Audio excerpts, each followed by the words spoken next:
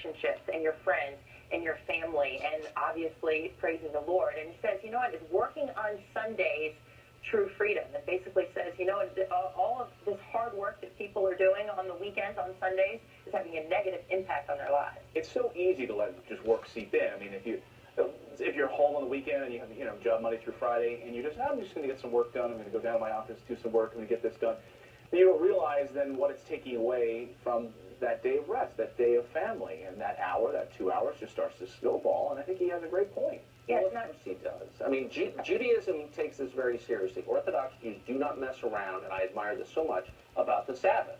Mm-hmm. And again, you see this in the Old and New Testaments. Keep the Sabbath holy. Don't work. It's almost like people, it's baked in, have always had this temptation to let work crowd out all the other things that matter. Family, faith. And they have to be told again and again, knock it off, don't work. It's interesting. You think people are lazy, but they work too much. And it's so cool when you see businesses like Chick-fil-A on this fried chicken national holiday today, that they are not open on Sundays, and a lot of people give them business on the other 6 days of the week because they believe in that policy as well. But when you're driving around and you're on a road trip on a Sunday and you see the lights are dark, yeah, they're closed on Sunday. Yeah, they are still closed on Sunday. One of the few companies. Because disappointed. Well, we talk about this during the holidays, too. I mean, Several states still have blue laws on the books. Those are the laws that restrict what you can buy on Sundays. But as the economy continues to struggle, some states are considering scrapping their blue laws to help them stay in the black by generating more tax dollars. CNN's Christine Romans reports that idea is not without controversy.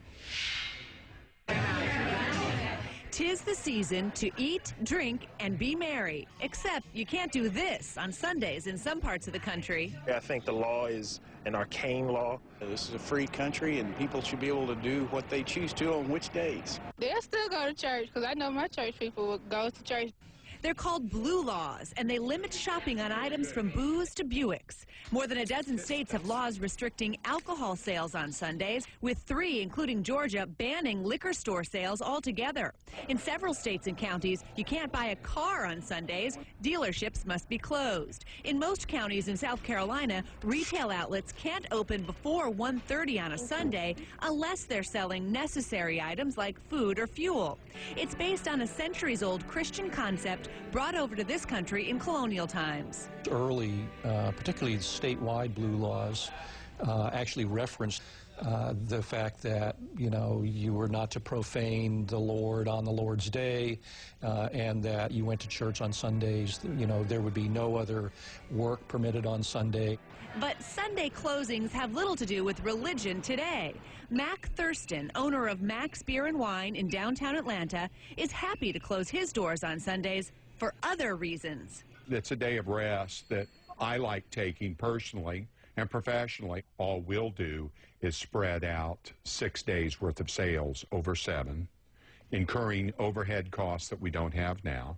While big businesses with large payrolls have pushed to repeal blue laws, many small mom and pops need to keep them around as a forced timeout from competition. This is not necessarily a religious thing any longer, at least, that they're just, you know, whether it's Monday, whether it's Sunday, whether it's Saturday, or some other day of the week, small business owners in particular just need to have time off, and they take that time off.